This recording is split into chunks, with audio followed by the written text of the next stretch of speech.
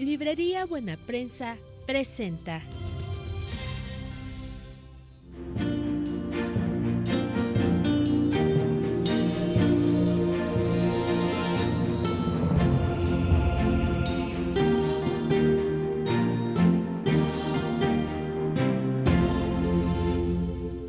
Ya estamos de regreso, queridos amigos, en Ver y Creer. Hoy estamos hablando sobre Pentecostés en este domingo de Pentecostés y tengo el grande gusto de estar platicando con el padre Daniel Valdés, sacerdote presbítero de esta diócesis de Toluca. Padre Daniel, ¿la iglesia nace en Pentecostés? ¿Por qué es a partir de ese momento que los apóstoles salen a predicar? En estricto sentido, o en sentido estricto, nace en la encarnación de Cristo. Ajá. 9 meses antes de Navidad. Así es. Ajá. Y brota en su magnificencia del costado de Cristo. El nuevo Adán que engendra la nueva vida de su esposa, la iglesia. El nuevo hombre, la teología de San Pablo en sus cartas. Del costado de Cristo brota la sangre y el agua, de lo cual brotan los sacramentos que dan la vida a la iglesia. Y en Pentecostés está confirmada esta iglesia que ahora tiene un papel protagónico, que asume la tarea de Cristo y hace lo mismo que hace Cristo. Por eso, por ejemplo, cuando Pedro resucita a Tabita, dice lo mismo que Jesús a la niña que resucitó, Talita cum, le dice Tabita cum o Talita cumi, Tabita cumi, solamente cambia una palabra. Pedro hace lo mismo que Jesús hizo porque participa del poder de Jesús. Se los dijo, les conviene que me vaya porque vendrá el Paráclito y ustedes harán cosas más grandes de las que yo hice. A ver, ¿cómo lo narra el Evangelio? ¿Qué es lo que el Evangelio nos dice de lo que sucedió aquel domingo de Pentecostés en el cenáculo? Vamos a recordar. Al llegar el día de Pentecostés estaban todos reunidos con un mismo objetivo. De repente vino del cielo un ruido como una impetuosa ráfaga de viento que llenó toda la casa en la que se encontraban. Se les aparecieron unas lenguas como de fuego que se repartieron y se posaron sobre cada uno de ellos. Se llenaron todos de Espíritu Santo y se pusieron a hablar en diversas lenguas según el Espíritu les concedía expresarse. Residían en Jerusalén hombres piadosos venidos de todas las naciones que hay bajo el cielo. Al producirse aquel ruido, la gente se congregó y se llenó de estupor, porque cada uno les oía hablar en su propia lengua. Estupefactos y admirados decían: ¿es que no son galileos todos estos que están hablando?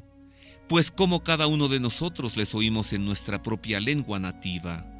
Partos, medos y elamitas, los que habitamos en Mesopotamia, Judea, Capadocia, el Ponto, Asia, Frigia, Panfilia, Egipto, la parte de Libia fronteriza con Cirene, los romanos residentes aquí, tanto judíos como prosélitos, cretenses y árabes, les oímos proclamar en nuestras lenguas las maravillas de Dios.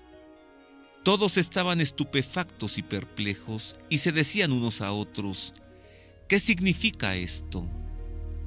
Otros, en cambio, decían riéndose: están llenos de vino. ¿Cómo habrá estado esa efusividad, Padre Daniel, que los que estaban allí viéndolos dicen: estos están llenos de vino, o sea, están tomados, ¿no? Me gusta regresarme un poco. Ajá. El pueblo judío, que no podemos quitar esta parte que es tan importante, celebraba entre sus fiestas la fiesta de las cabañas, en los 50 días, y que consistía justamente en esta experiencia de vida de familia, y estaba reunida la familia.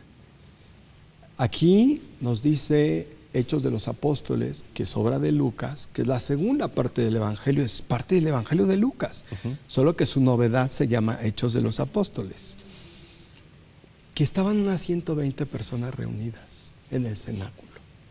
Por miedo a los judíos estaban encerrados.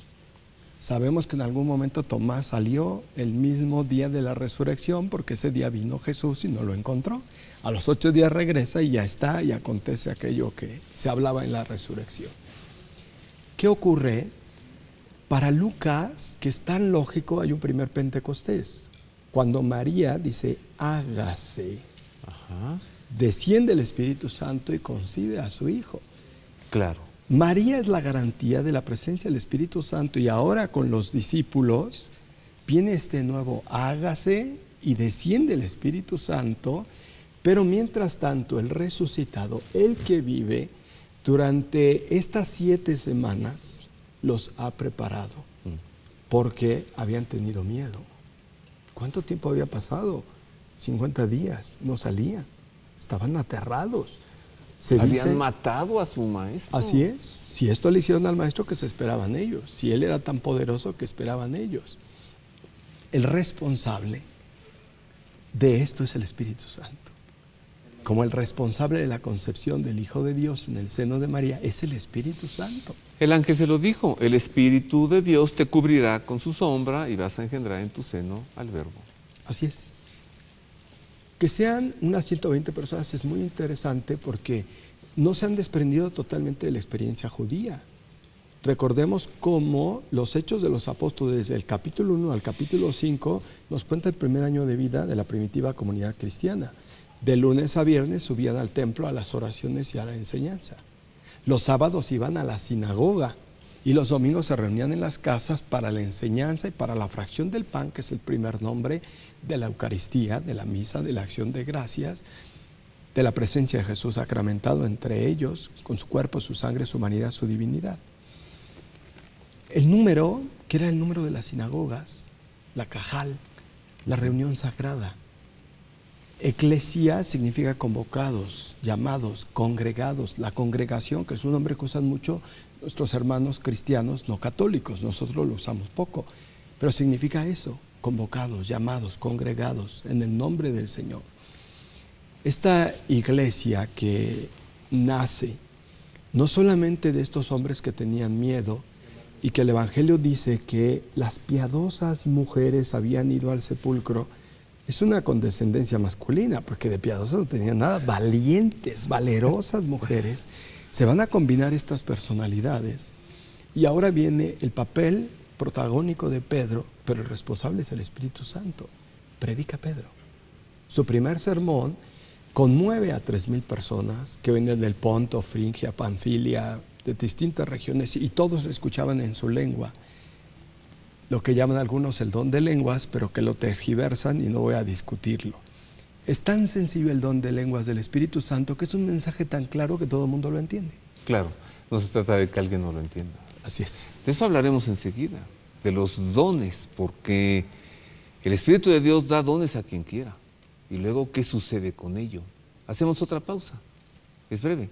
Que en ese discurso, en esa predicación, Pedro no dijo, este Jesús a quien ustedes mataron ha resucitado. Es un Pedro diferente, ¿no? Totalmente. Lo había negado, ahora lo anuncia, lo proclama. Esto a partir de Pentecostés. Si el Señor hizo eso con Pedro, imagínense lo que podrá hacer con nosotros. Volvemos con esto y con más.